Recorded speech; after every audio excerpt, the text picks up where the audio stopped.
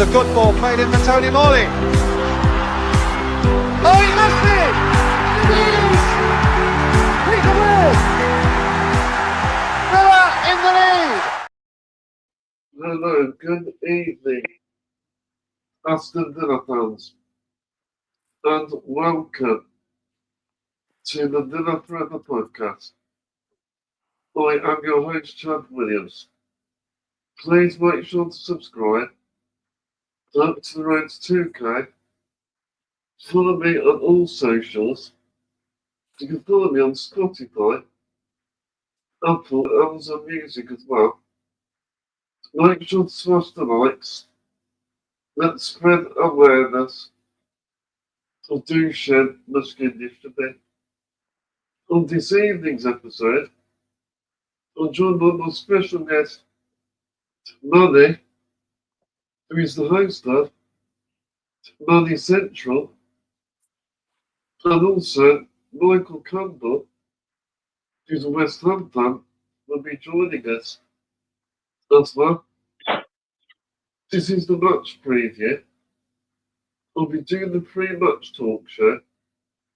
West Ham United versus Aston Villa. In the Premier League on Sunday, it's a 2 p.m. kickoff at the London Stadium. I am recording this podcast before Aston Villa face FC Basel in the Europa League. But on this episode, we turn our attention to the Premier League. Aston Villa in East London. This is an important game for both teams. West Ham are in the relegation zone, and Aston Villa want to keep momentum going. Unai Emery is building something through special at Aston Villa, and we are in unstoppable form. Aston Villa are third in the Premier League title. Aston Villa are in the conversation, and we're in a very good shape, almost going into the festive period. Please say both the show. How are we this evening? Yeah, all good. Thank you very much, Chad. Thanks for having me on. You're an absolute legend, and I'm absolutely loving what you're doing in the Villa space, raising awareness and just showing your confidence. And for me, you're the best Aston Villa fan creator out there. So, guys, get subscribing, subscribe to Chad, like the stream. And yeah, Chad's an absolutely great human being. So, yeah, thanks for having me on, Chad. I really appreciate it. Thank you for the kind words. And Michael, please stay with the show as well. Thank you for joining me. Sorry, I couldn't hear you. Pleased to have you on the show. Yeah, thank you for inviting me. How are you? I'm fine, thank you, and looking forward to the game at the London Stadium. I think, like West Ham, we play good football. We've had a few team changes, like all teams do. Some for the better, some not so better. We've got through 3 managers, our third manager in a short space of time, when not so long ago we held the record of having 5 managers over 30 odd years. But now we seem to be chopping and changing a lot, which is a lot of backroom unrest. Supporters are not too happy with the owners. There's been lots of demonstrations. I'm sure the demonstrations don't help the players' confidence. But I'm hoping we'll get it right eventually. Like your club, our club's got a great tradition of open attacking football. And we've a lot to be proud of what we've achieved over the seasons. And some household names that have played for us. I mean, I can remember some of your players before your time, and the other gentleman here. So the obviously the attraction to me was the fact that we both had the same colours. We both had claret and blue. And some of the players. I mean, one of our players that went to you. Phil Woosnam, who became head of North American football, fantastic player, and I'm sure your supporters really appreciated him. But when I did my research, how many players that have gone backwards and forwards between the two clubs, it's a considerable amount of players. So let's hope the best team wins. So we've had I think we had two narrow defeats and a draw last season. Considering Nuno's coming up. So- Nuno's coming up. You got Nuno's the new manager.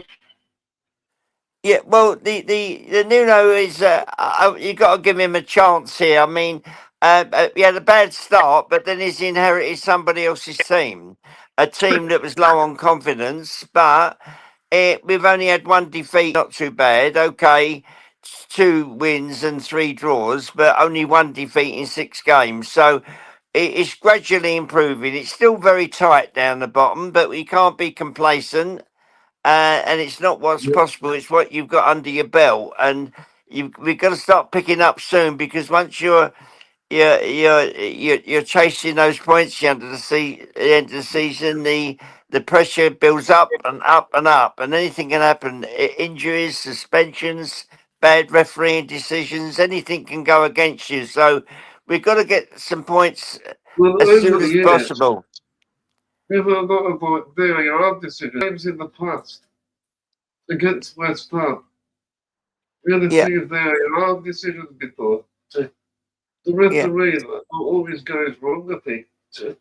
So West Ham, recent seasons, when we Yeah. travel to London Stadium, it's Yeah, got a great record there. We seem Yeah, to it- always draw. Yeah, it's just that we've got to get away from that trap door. We're only just in it at the moment. There's 2 or 3 clubs around us that are not playing very well themselves. But anything can happen. There's still sufficient time to pull yourself up from it. But time flies by. Come January, you're chasing points. That's when the pressure's on. You never know if you're going to get the rub of the green. You have the supporters on your back sometimes, which doesn't help. But it's I like to remain optimistic and not pessimistic. And like used to, I would follow my club, whatever league they were in. They've been in my blood all my life. I was born in the area, lots of connections with the club, and I would never change my club, Just a regardless question of for the you, Michael. circumstances. Just a question for you, Michael. Not long ago, you guys won the Europa Conference League. So, what's gone wrong? All of a sudden, you're fighting relegation. Is it from the top of the club, or is it the players, the managers? What's going wrong? Well, the thing is, it's not really a blessing in disguise. It's good the prestige of winning that cup, and they've done exceptionally well, and the supporters were delighted. But when you're playing European games and league games, it takes its toll sometimes. It has a price to pay, and it can be like a poison chalice, and you wish I wasn't in these European games. I just want to be in a respectable position in the league. But I think what's happened is since Pellegrini, lots of money spent. We're talking about 150 million plus every window, which is substantial. Yeah. But not been spent wisely. And we rarely seem to buy a player and make a profit out of them, apart from Declan Rice, 100 million who cost us nothing. But that's an exception. I just think that we seem to buy players, realise you've made a mistake, and barely get half the money back. We've got a lot of players out on loan. I think Chad wants to ask a question. There's no Sorry? say, I was thinking of that. So Michael's going to say that I personally think, due to the kept David Moyes, I don't think he had the best win percentage. David Moyes or any other manager. Well, Yeah, the thing is, there's different opinions about David Moyes. I mean, David Moyes' record in the last month was abysmal. it was no better than the three that have followed him. Really, he was all right to start with, but his style of football started to deteriorate. I mean, we Yeah. normally get about 45-50% possession on the average game, because obviously Yeah. common sense will tell you you're not going to score a goal if you haven't got the ball at your feet. If the opposition have got the ball at their feet a sort of 70% of the time, that they've got three quarters more chance of getting the ball in the net than you have. And Mm. since Moyes' tail end of his tenure at West Ham, we've been playing a lot of sideways and backwards damage limitation Yeah. type football.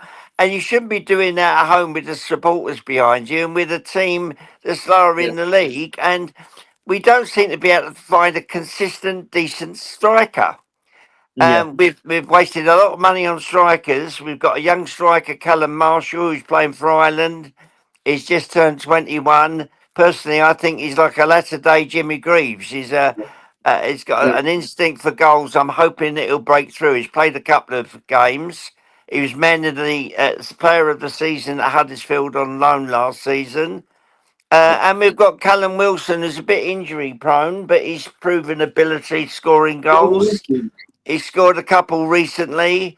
I'm hoping that he will make the difference, because we're certainly short of firepower. We've got Somerville from Leeds. We've got Bowen, who's in the How's England Somerville squad. doing? How's Somerville doing? Is he doing quite well, or? Oh, Somerville. Yeah, I haven't Yeah, watched too much of West Ham, so I don't really know. yeah, he's doing well. He's just come back from injury, unfortunately. We've not had a lot of luck with injuries. But he's come back. He's very fast. Mhm. Bowen's in the England squad. He doesn't play regularly, but he's part of the squad. He normally comes on as sub. So we've got two wide players there that can feed a decent Then you got Gerald striker. Bowen. Yeah, go on, Sorry? Chad. Gerald Bowen. He's not, Well, I'll well, say he's your best player. So well, you need to keep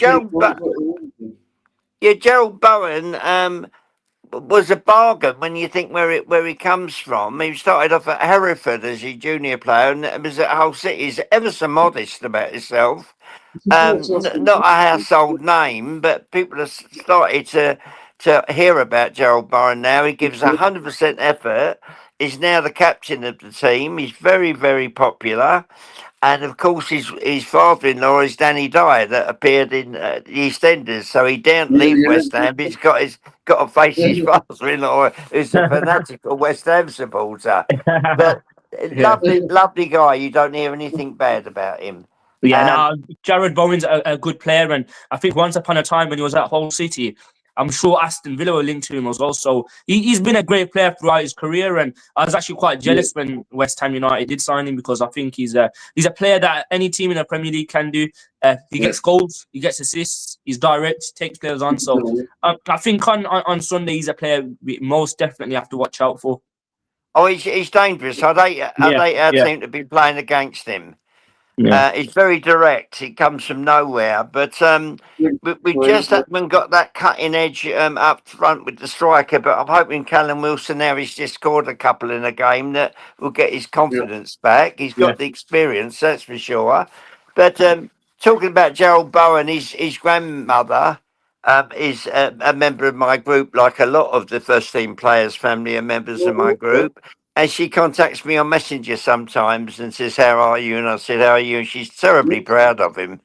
Nice. I've got photos of him when he was a kid playing for Hereford. You can see it's him. But she said it's like a dream. We never thought that our Gerald would ever reach these dizzy heights.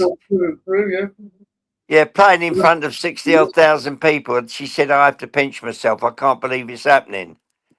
Yeah, it's a surreal moment, isn't it? When anyone makes it, to be fair, and your own grandson being there playing in the Premier League stage in front of 60,000 people, like you said, is just a dream come true. So yeah, it's nice to Well, see it's a when short stories like that happen. career. Yeah, as you know, it's a short career. You're finished in your Exactly. Yeah. mid-60s, 30s. You've got to make the most of it. But my advice to young players now is make the most of every moment of it, because it'll fly by and it'll just be a memory. But enjoy it. I mean, coming Yeah. down that tunnel with 60,000 people out there must give you a big buzz. I mean, people Yeah. would love to have had that experience. I Yeah. mean, Yeah. if I'd have made it at West Ham when I was on trial and they said I wasn't good enough, I was heartbroken. But I'd have played for nothing, let alone Yeah. £100,000 a week. But Go you on, Chad. two probably had the same feeling I do when they come down the tunnel and they're playing the theme tune "I'm Forever Blowing Bubbles," and I see those claret and blue shirts. I try and act sensible when I'm in there, but as soon as they come out, I'm like a big kid, screaming and shouting and out of control. And uh, Yeah.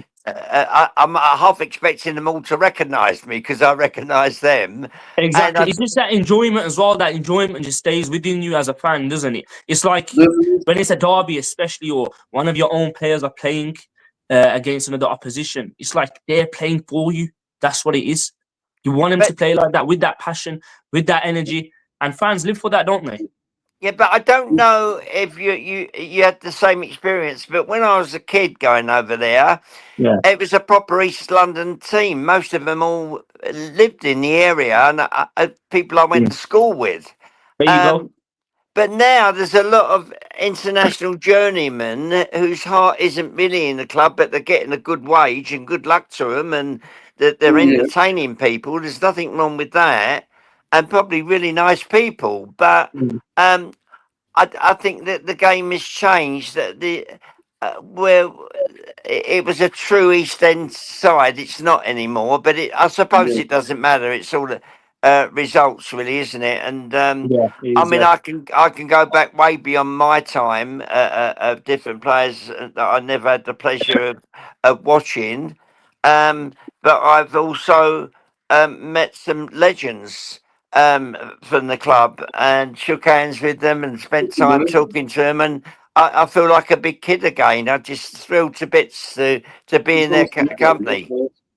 And of Yeah. course, we've recently lost Billy Bonds, who is a big legend at Yeah. West Ham. He played, I think, round about 500 or 600 games for West Ham, and he was manager at West Ham, and he sadly passed away in the last week. And Sorry to hear that. Yeah. yeah, but it's a very sad time for the club, and it has to Yeah. happen to everybody in time. You've lost your legends, but I can remember back beyond your used to times, people like Vic Crowe, McFarland, Jerry Hitchens that played for England. You've had some fantastic players there. Yeah, Yeah. well, yes. So Maani, so all drinks back from Sunday. Sorry, say that again, Chad. Sorry. What drinks back from Sunday? Oh, on Sunday, yeah, it has to be 3 points, Chad, because you look at the start, West Ham United have had, it's not great at all. I mean, Nuno Espirito Santo looks absolutely stressed out. But the other side of the carrot and blue, look, we're on fire right now, and of course we're playing Basel tonight, so hopefully we get the win there and just keep the momentum going. Players absolutely flying. You got Daniel Marlon getting goals, getting assists. You look at Aston Villa's midfield. Sorry. And Emery Tielemans is back. Yeah, Tielemans absolutely on fire. I mean, that game he had against Arsenal, for me, he was absolutely quality. He's a top player, and the craziest thing is, guys, we signed Tielemans and Boubacar Kamara on a free transfer.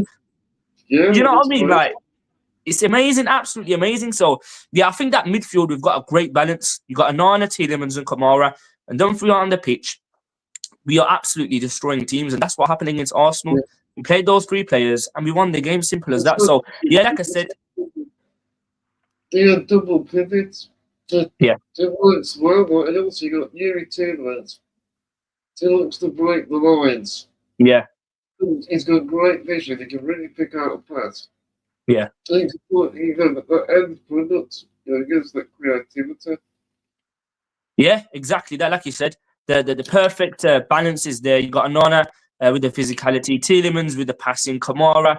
For me, Kamara is one of the best Premier League players. I don't know if you agree with me, Michael, or not, but for me, Boubacar Kamara is very underrated, and not many people speak on how good of a player he is. He's absolutely sensational. So yeah, I'm quite confident. Going back to your question, Chad, my thoughts on Sunday, I'm quite confident, and I think we'll get the 3 points against West Ham United, hopefully. Well, what do you think the physical battle? In this game, that's going to be crucial. I think, you go back to what you said about him. Because he's got that physicality.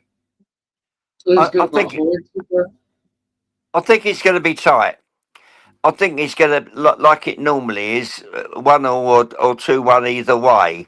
Usually. But you never know who's going to turn up at West Ham. They're either really bad or they're really good. You never know. You must. I'm not being biased here, but you must never underestimate them. They're capable of turning anyone over with the right mindset. I'm just hoping that Nuno will get them psyched up for the game. They'll certainly get 63,000 people there, which if they're giving them the support given them lately, because the hostility has died down a bit now because the results are getting better. But it's no good keep drawing all your games. You might as well lose two and win one. It's still only 3 points. No, of course, Michael, like you said, we can't underestimate any team, and us Villa fans, we know that. So yeah, against West Ham, we won't be underestimating you at all. I don't think Emery's a manager that would underestimate any team, to be fair. And always end the pass, like the common score. It's 1-1, like in the past. In the Jack Grealish that time, and he saved us for relegation. And it's always been a lot of controversial. Yeah. Moments to the London Stadium. Something always seems to happen, some incidents. Yeah, it does, and we don't know what to expect on Sunday. There's all sorts of things that can happen. There could be a sending off. There could be a penalty. You just don't know what's going to happen. I think that's so enthralling about matches. Every match is different. Yeah. Sometimes we've got matches expecting a boring 0-0 draw, and we've won 5-4. And I think how wrong you can be. You never know what's going to happen. And that's what it makes it about football. But I'm not biased. You know, I know a little bit about every club. Not a lot, a little bit. And I respect everybody's choice of club. And I never bring up embarrassing moments they've had in the history, because all clubs have had that. We've all been knocked out of a cup game by a minnow, a lower club, and we cringe with the thought of it. But it happens to the best of clubs. But your club is amongst a lot of clubs with a lot to be proud of, and a lot to people like Morley and that. You've been in Europe before. You've had some good managers. And Emery, your manager now, I heard from a football agent friend of mine that he arranged for Emery to go to West Ham before he went to you for an interview, and the person that was going to interview him wasn't there. After 2 hours he left, and he was very annoyed. And I think that was in hindsight, when I see what he's done for you, that was a big mistake. I think Chad wants to say something. Sorry. I was going to say, Newcastle don't also have the link to Emery. That's like the Aston Villa environment. Straight to Emery. Yeah. I do think actually that those fans, we shouldn't be allowed to dream. There was a time when people were saying that his English wasn't very good, communication, but I'm assuming now that that's improved somewhat now. Yeah, but he's done a really good job. Yeah, he's done a fantastic job, and us Villa fans did not dream of anything like this. I mean, Dean Smith was the manager that got us back to the Premier League. He kept us stable, but Unai Emery has just took us to an absolutely different level. I mean, qualifying for Champions League football after how many years? Do you know what I mean? Who would have thought that as a Villa fan? We were in the Championship, we were fighting relegation, we got relegated, and now we're just absolutely loving it, and we're just enjoying the moment, aren't we, Chad? It's a incredible story. Really enjoy the ride. Yeah. Who knows? I mean, what the dream would be? Top of the league at Christmas. Yeah, imagine that. Oh yeah, that would just be incredible. Yeah, sorry. We've got a very strong squad. We do, yeah. I think our team is very underrated. It seems to me that every team has its day. When you look at Brentford, and Brighton, not so long ago, they were flying high, and they made the mistake of selling their best players for a lot of money, but you can't always replace them even with money. But when I see what's happened to Brighton and Brentford, it makes me realise you can't always be at the top there. No, of But course, you've got to Michael. buy wisely, Yeah. haven't you? Of course, you've mentioned that, but I think the one thing that differentiates Villa and Brighton and all these teams like Bournemouth and teams like that is Yeah. we've got a world-class manager in Unai Emery, and the thing is, the club are backing him. Yes, you're talking about money and funds and selling players and stuff, but I think our recruitment's quite good. I mean, we're signing that Brazilian kid now, 19 years old. Right. He's going to be coming in January. So, yeah, I think our scouting's is slightly improving now. And I think, like I said, the thing that differentiates us is he's been there, he's done that. It's the 3 seasons in a row now. Do you know what I mean? We've got Conference League, we've got Champions League, we've got Europa League. And now this season, hopefully we can get Champions League again. So the consistency that Unai Emery has shown is just unbelievably good. What is money? We're going to make the most of Unai Emery while he's here. And also argue he's probably the greatest manager we've ever had. Yeah, 100% for me. For me, Unai Emery is the greatest manager Aston Villa Football Club have had. I would have said it was Dean Smith before Unai Emery came in because Dean Smith got us promoted. We were in the mud. We won 10 games in a row in the Championship. He kept us in the Premier League last day, and it was against West Ham as well when we drew 1-1. That Jack Grealish goal kept us in. So, yeah, for me, Unai Emery, he's the greatest manager we've had. When it comes to play styles, when it comes to tactics, when it comes to man management, I think he's got the whole package, and long may he continue at Aston Villa. Yeah. When you're talking about recruitment, you've obviously got it sorted out there because one of your best players is a free transfer. And when you think of clubs like Bournemouth, where their capacity, full capacity of say is 10,500, they've got sort of 1/6 of West Ham's income. Not There you only go. entrance fee, but food, drink, merchandise, and yet they still maintain normally a quite respectable place in the league. So That's why I that's all respect Bournemouth. about good motivation and good coaching and good scouting. So yes, you're right. It's not all about money. Yeah, It's having people in their different roles that are on the 100%. 100% at their job. You Michael, it's can't about always buy success, can you? yeah. Michael, it's about having the right people at the right club. That's what you just said. So I completely agree with you. It's not just about the manager. It's about what happens behind the scenes, who operates in the scouting departments. You need a good structure behind you. Exactly. There you go. Chad has just nailed it on the head. Yeah. You definitely got that. 100%. Yeah. Let's go on Sunday. Yeah. Let's let Ollie Watkins to start. So I think this game up against West Ham, I think could suit Watkins. The way he runs into the channels. Works well. He's got his 2 goals against Brighton. He needs to kick on now, I think. They got Morgan Rogers. He's really impressed with Morgan Rogers the last few days.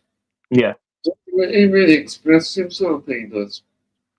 I mean, he draws the team forward, carry the ball forward. So, I like Rogers, and obviously, Emery is substitutions. Every single game, I mean, spot on. He seems to get the substitutions on at the right time. Like Buendia, he brings Buendia on the 87th minute against Arsenal. And he scores like Emery. He's an elite coach. He knows what he's doing. I believe West Ham are interested in Watkins when he was at Brentford with Ben Rama. They got Ben Rama. What happened with Watkins, I don't know. But am I right in thinking that Watkins is in and out of the side at the moment? Yeah. I went to the run when he's pissed. He scored against Brighton those 2 goals, but he's been very inconsistent. I think he needs to be consistent. He's not confident. Yeah, I completely agree with you. I think with Ollie Watkins, Nuno Emery did mention that he's had a knee injury, so possibly that's played a part. But I just think with Ollie Watkins, the question arises: are his legs gone? Personally, I don't think they are.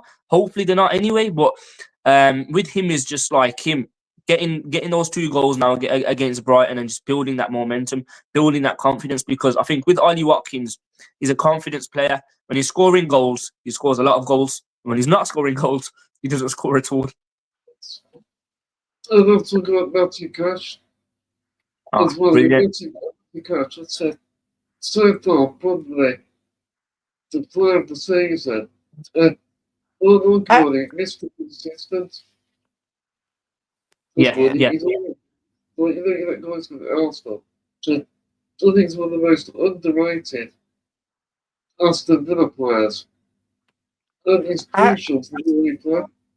How is Watkins used now as an impact sub? No, Well, sorry. the reason he started last game, but he's utilised in different games. But Daniel Marden's giving competition. Yeah. Yeah, so he's got competition with Daniel Marlin. The thing with Daniel Marlin is if you look at his record now, his goals and assists, he's absolutely flying. Whenever he comes on, his impact, he'll either score or get an assist. So it's healthy competition that Ollie Watkins has got now, and I think he's needed that for quite some time. So it's good to see Marlin firing as well, and hopefully that can just improve Watkins' performances as well. Because like I said, when competition's there, players always tend to improve. So let's hope he'll get a few against West Ham United on Sunday as well.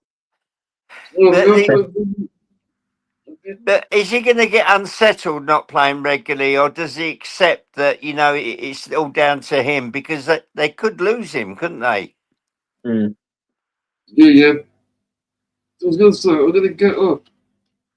But you can't just play a player just because of his track record. It's what he does in the current situation. You Yeah. can't afford to carry players at that level, can you? No, 100%. I agree with you, Michael. And I think as well, it's part and parcel of football. When you're not firing, you're sitting on the bench. When you're scoring goals, you're starting games. So I think it's just is what it is. And hopefully with Watkins, he's sorry, Chad. You need to be in form, otherwise you won't get picked. Yeah, exactly that. Yeah. So when you get a video on the screen, so for those who haven't seen it yet, I had the pleasure joining Nick Robinson on the UTV fan channel Fancam. That's what I'm going to play. A very proud moment for me. It's the first time I've done it. I'll definitely do it again. So let's have a look what I said today. The best Aston Villa content creator, Chad. How you doing? Yeah, unbelievable. Just Emery Monday from Argentina. I mean, that was it felt like we won the league. That's what I thought. I mean, who knows, Nick? Got a total charge beyond. Yeah, I fully agree. I thought we were magnificent, weren't we? And you think of all the players that played well today, everybody just stepped up, didn't they? Yeah. Don't give a big shout out to Matty Cash. Because over the years, he gets a lot of stick.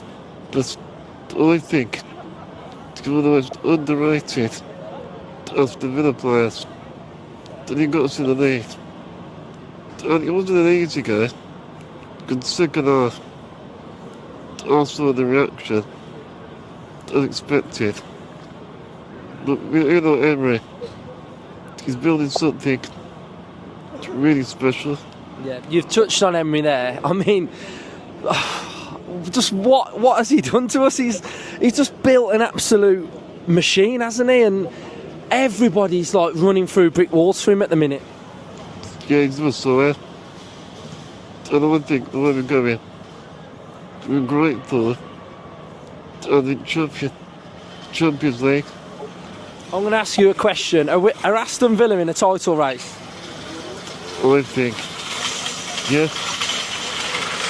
I think we can. Yeah, I think we've done something special today. So I just want to say thank you for coming on this channel, Chad, because I think the work that you do is absolutely exceptional. So everybody should go and follow Chad's channel. I'll put it in the description. So thanks, mate. Yeah, thank you, up the Villa. Up the Villa. That's what makes it. That was absolute pleasure, that was. And I was very passionate to speak. Right from the heart. So I'm going to get Michael Sitney, his predicted team lineup. So I'm going to get it up on the screen.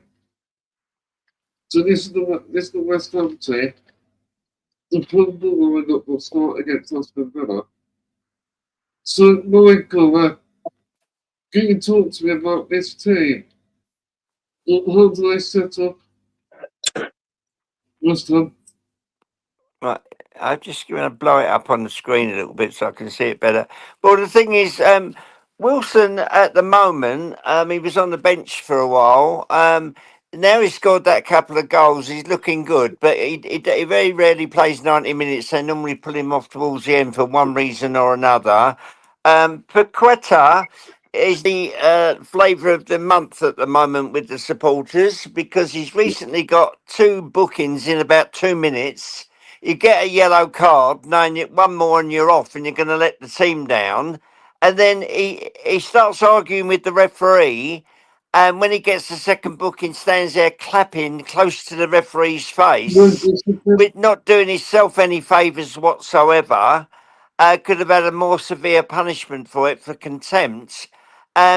He's very, very skillful, but the trouble is, he's okay at showboating and doing all the fancy stuff, but he spends a lot of time rolling about the floor trying to get free kicks, which is kind of cheating, and I think it's causing a lot of embarrassment to the supporters. So there's mixed feelings that he's able to play Sunday, but there are a lot of supporters that wish he were on the bench until he changes his attitude, because Well, you know, we had John Girando, he was a bit similar to that.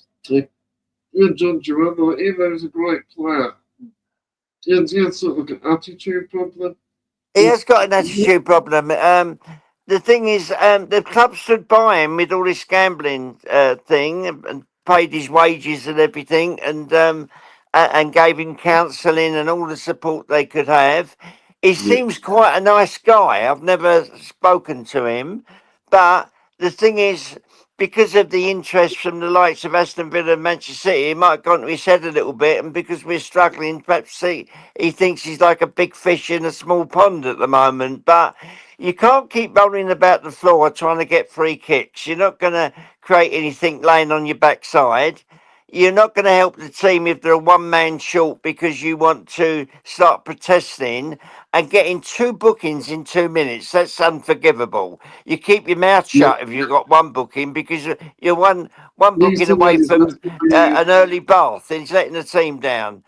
Um, uh, the other player next to him in that picture, Ferdinand, and he's they bought him from Southampton. He had rave reviews at Southampton, playing in a struggling side. He took a while to settle, but the last game he was all over the pitch. Magassa, the other one next to him, he was a bit slow starting, but he doesn't play regularly, but when he's on, he's gradually improving. He's not the finished article, but I've seen worse midfielders than him. And Potts, the other player, is a young player who's been out on loan a few times. He had a whole season at Portsmouth. He was a player of the year there. His father is a coach and was an long-serving first-team player. His brother Dan played in the first team for a while, and he ended up at Luton. I think he's still there. So it's good to see a third member of the same family, because Potts loves the club. He's a nice guy as well. Yeah, and sorry. Wan-Bissaka, brilliant signing for Manchester United. Absolute bargain for what he cost. You couldn't wish more of him. I've got to give him 9.5 out of 10 nearly every performance. He's exceptionally good player. The other central defender next to him, that he used to play for Arsenal, and I think he's just recently got his 40th cap for Greece. Blows hot and cold. He has good games, he has bad games, he makes mistakes. But then all players make mistakes. But I don't think his confidence been that good. But he seems to be on an upward He's good in the air. stage now. He's going in the right direction at the moment. The other central defender, the French player, Tadibo, similar player, blowing hot and cold, either good or bad. He's suddenly started coming good, and particularly the last game was playing out of his skin. Diouf, the other player, who's more of a wing back, he's very fast, similar to Somerville, but he's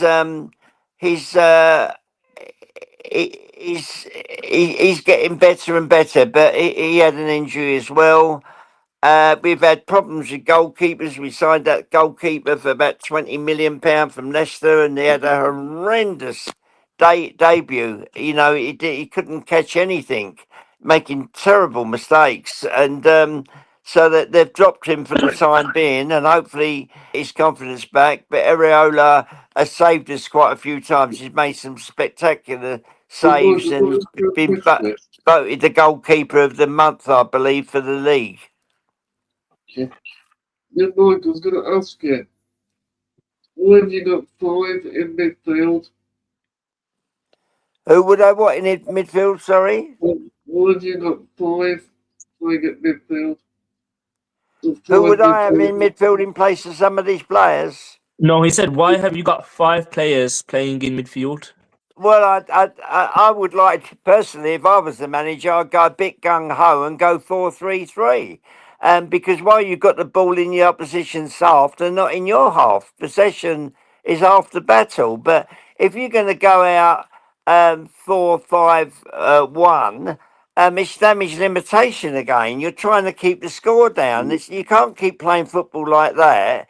We win about 3 games and we've let a goal in the first 5 or 10 minutes. Not a very good start. When we are in the lead at half time, we don't seem to be able to hang on to it. We let a goal in the last couple of minutes of the game. And I think, couldn't you just have hung out for a couple of minutes? Where we used to be excellent at set pieces, you know, corner kicks and things like that, we're very vulnerable. So every time we can see the corner, I panic and I think, oh, God, let's hope we don't muck it up here. But we've got So a I think couple of Chad wants to ask a question, mate. Sorry? In the set piece threats, we would be able to like cause you problems. We got a very good set piece coach, Austin McBeth. A very good what, sorry? Set piece coach. Speed coach. A set piece coach. Set piece coach. Set piece coach. Yeah, I mean, we've got Ward Prowse, who's supposed to be the set piece expert, and he was okay when he first come, but he doesn't seem so good at it now. And we've got in the wings Walker Peters that seems to like to kick the ball out for a goal kick rather than kick it into touch. I find it a lot safer in touch and give him a throw in than a goal kick. And we've let a lot of goals in from goal kicks, and a lot of them given away by Walker Peters because he won't kick it into touch for some reason. But we've got our big impact sub in Susek, who's already on about 10 goals. Captain Czechoslovakia. He's played about 70 games for his and captain Czechoslovakian team. Kilman, that was the Wolves centre half, he started off all right, but a little bit off form at the moment. Irvin has just broken into the Scottish team, but in my view, not the finished article yet. But I just think that I think we've got enough on the bench. And you've got young Callum Marshall. Hopefully, he'll be on the bench because he's a prolific goal scorer. He's only a kid. I think Chad wants to ask something, mate. Sorry. Also, we've got a strong bench. We've got a very strong bench. The looks at Emery Buendia. What else he loves is pressing.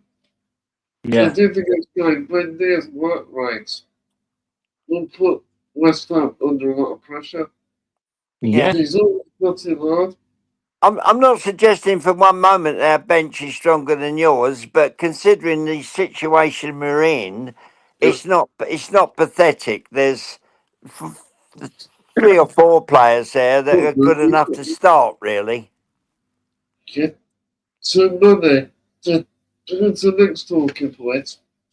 To talk about that Aston Villa's form. Yeah. You can just go up to the top of the question. Yeah. So do you think Aston Villa's recent form should be mentioned more within the media? 100%, Chad. 100%. I mean, just look at the work Unai Emery's doing. We're currently 3rd in the Premier League, and no one's really mentioning it. They always talk about Arsenal. They always talk about Man City. The so-called Sky Six clubs, that's what they talk about. But when it comes to Aston Villa, they don't want to mention our names, and I'm not sure as to why not. But yeah, like I said, the work Unai Emery is doing, it should be spoken about because it's absolutely fantastic. Who would have thought we'd be in this position? I mean, after the season, we couldn't score in 4 games. Could not score in 4 games. Now we're on fire, and yeah, 100%, we should be getting spoken about in the media. What it is, Billy, what it is, Emery Yeah. don't get enough credit. Yeah. And then done this comparison, but all the media are comparing us to Leicester City. So I think it's disrespectful. 100%, 100%. And just look at what happened to Leicester City as well. They're in the Championship, and I'm sure they're struggling in the Championship as well. I know where people say that Aston Villa or Leicester City because they got Champions League and they won the Premier League and Villa on that same trajectory and stuff like that. But like I keep saying, the thing that differentiates Villa and them is we've got Unai Emery and we've got a board that are backing Unai Emery as well. We've got a better team. You've got a better team, 100%, 100%, Chad. We've got a better team. Just look at the quality we've got all over the pitch. I mean, that game against Arsenal, I couldn't pick out a single player that performed badly. I thought they were all exceptional. So, like I said, media needs to start talking more about Aston Villa and Unai Emery, and they need to put some respect on our name, don't they? Nothing need to, yeah? Yeah. It's another top 6. So, the way the Premier League is changing. So, years ago, you could predict the top 4 or 5, but no, it doesn't work like that, though. Yeah, it doesn't work like that. And I think it's actually better as well because, like you said, back in the days, you'd know who'd finish 1st, 2nd, 3rd, and 4th. But nowadays, you'll have teams like Bournemouth, surprise package, Brighton, a surprise package. I mean, recent seasons as well, Villa, Newcastle United.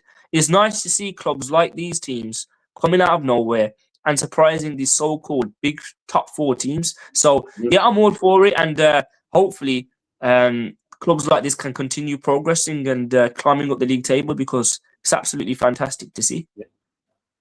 It makes it exciting as well. So, otherwise, it becomes too boring otherwise. Yeah, exactly that, Chad. It becomes boring and it becomes a bit stale, doesn't it? Once you're seeing the same team, I mean, look at Manchester City, they won it four times in a row. It did become a bit boring, didn't it? So it's always good to freshen things up and see new teams. I mean, look at West Ham United winning the Conference League. As much as I wanted Villa to win it, I was actually happy for West Ham because it was something different. It was something different, do you know what I mean? Crystal Palace, of course, they beat Villa. And I was at that game as well at Wembley in the semi-final in the FA Cup. So it's good to see them winning it. So hopefully it can be Villa's season this season and win the Europa League and qualify for Champions League football as well. Because like I said, new teams qualifying for Champions League is always good to see. So, Maani, do you think that we're in a title race? Oh, Chad, that's a big question, that, Chad. But yeah, do you know what, Chad? I'm going to say we are in the title race at the moment. Do I think we'll go all the way? Not too sure. I think we can answer that question during around May. But as of now, we're in the mix. We're 3 points behind Arsenal. So, people are saying Chelsea are in the title race like 2 weeks ago. Now look at them. They haven't had a great recent results, have they? So, yeah, at the moment, I do think we are in the title race. We're in that mix. And, I think hopefully, we can go all the way and be lifting that trophy. To me, what I'm happy we win Champions League nights back to Villa Park again, because last season as a fan, I had some amazing memories to play lots of PSG, to join in. Let's bring it back again next season. That's it. Chad, let them know. Tell them again. Tell them again. Them nights were absolutely incredible. I mean, I said that PSG game was one of the best games I've been to, but I have to say it's been replaced now because of the recent game against Arsenal. But don't get me wrong, yeah, exactly. But that PSG game was fantastic, and the Bayern Munich game was all when John Duran scored that goal past John Luigi Donnarumma. It was fantastic, and Champions League under the Knights at Villa Park, it's always special. And I do think that any team that does come to Villa Park, we can give them a good game, and I do think we can beat any team at Villa Park as well. Emery's made it a fortress. He has, and the thing is, teams are coming to Villa Park and they're just petrified, aren't they? They come into the Lions' Den and they'll be thinking, where have we entered? Where have we entered? Do you know what I mean? So, yeah, man, it's good. It's good as well that Unai Emery has created that atmosphere, and not just Unai Emery, the fans as well. Us fans, we deserve a lot of credit, as well as the football team as well. So, it's good to see that Villa Park has become a fortress and teams are petrified when playing against us. And what third in the main, the conversation. If you're in the top three, yeah, well, don't go anyone's size. You're in the conversation. Yeah. Just to be in the conversation for me shows how far we've come. 100%, Chad. Like I said before, we were in the Championship about 6 seasons ago. I want to say 6 seasons, and just from being in the Championship to now qualifying for the Champions League, being third in the Premier League, hopefully qualifying again for the Champions League this season. The trajectory that Villa have gone on is credit to the club, the owners, Unai Emery, the fans, the players, everyone involved. So it's great to see us as fans as well enjoying the moment, because yeah, we've had some stressful times haven't we, Chad? Injury free as well. Injuries free, yeah. Let's hope so. Let's hope so we can stay injury free for the rest of the season, because I think if we do stay injury free, we will go very far this season. Yeah. So we'll bring up one thing on the screen there. So Michael, I'll bring you into this. That this is Aston Villa's record to get to West Ham at London Stadium since we got promoted. So as you can see on the screen, all these games are finished in a draw. So Michael, what do you make of the graphic? Let me just have a look. These are the scores at the London Stadium. These are all since we got promoted, yeah. Yeah, as I said earlier, they all seem to be 2-1 or 1-1. They're all very close. Whether that's a true reflection on the match and you feel that perhaps you should have won by a wider margin is obviously debatable. But considering you're flying high at the moment, I look at that and feel quite proud. Yes, you've got the bragging rights there, really, but we've still drawn 3 of those 6 with you. So not too bad. It could be worse, but it could be better, but it could be a lot worse considering where you're positioned now, and you seem to have leapfrogged both Chelsea and Liverpool at the moment and breathing down the necks of Manchester City and Arsenal. I don't think anybody feels too confident in meeting you. I don't think they look at you and think, oh, there's 3 points in the bag on that game. I think they're thinking now, oh, shit, we've got Aston Villa. So it's I'm not surprised that the supporters are on and up at the moment, because everybody has their ups and downs. You've had your bad spells, and I'm pleased for you. Enjoy it. Let's hope it lasts. Yeah, well, Let's hope so. Let's hope so. Yeah. Well, the last season we beat John Jerome got the winner. Yeah. Remember, it was a very late goal, I think. That's what, remember that game. Oh no, they got the first goal. Yeah, but I'm not embarrassed about those results, because every one of them is close. And when you're having close results against the team who's on a roll at the moment, I don't feel too bad about that chart. And Manny, the game that sticks out for me Yeah, was the 1920 season, behind closed doors in lockdown. yeah, Jack Greeley saved us a relegation. yeah, If it wasn't for that goal, yeah. we wouldn't be here tonight. Then what we be doing now? Yeah, We would have exactly. It wouldn't be. We wouldn't be here tonight on the stream speaking to Michael. We'll be down in the championship. That's where we'd be. But yeah, that was absolutely elation watching that game from home and Jack Grealish scoring the winner. It was written in the stars, wasn't it? It was written in the stars. Jack Grealish to score the winner and keep us in the Premier League. But that kind of cohesion we had then. Within the group, it was fantastic to see, and yeah, credit to Dean Smith at that time as well. Done a fantastic job for us. But of course, Unai Emery has just taken us to that next level, and we're competing, I'd say, higher up the Premier League table compared to the 2019-20 season. big transformation, yeah. Yeah, that's it. Yeah, big transformation. Yes, and going towards the end of the podcast. So we're going to get a score prediction break again. So we'll start again first, Michael. So what is your score prediction, Michael? I say 1-1. Yeah, does you can sit on the fence there? Yeah, I'm gonna go for I'm going for a 2-0 to Villa. 2-0 clean sheet. I would absolutely love that. That would make my day. So I'm going to go for a 2-1 away win. And we'll continue climbing up the Premier League table. That's it, yeah. I was going to quickly ask you, Michael, what do you make of the London Stadium, as in the atmosphere? The thing is, it's not like Upton Park where everybody was close to the pitch and people hated it because the supporters were breathing down their neck every time they took a throw in. They'd have to get a lot of abuse. Nobody wanted to take a throw in. But now with the stadium, if you're at the back, you need binoculars to see who the players are. It's too far away. It's breathtaking when you go in there. It's like being at Barcelona. I've been to Barcelona's ground. It's a bit like that, and you think, Yeah. Christ, what a stadium! But it's not really practical, especially if you're a bit handicapped and stuff like that. But it's nearly a 63,000 sellout every game, so we're second only to Wembley Stadium and Manchester United's ground. You got a season ticket yourself, Michael, or?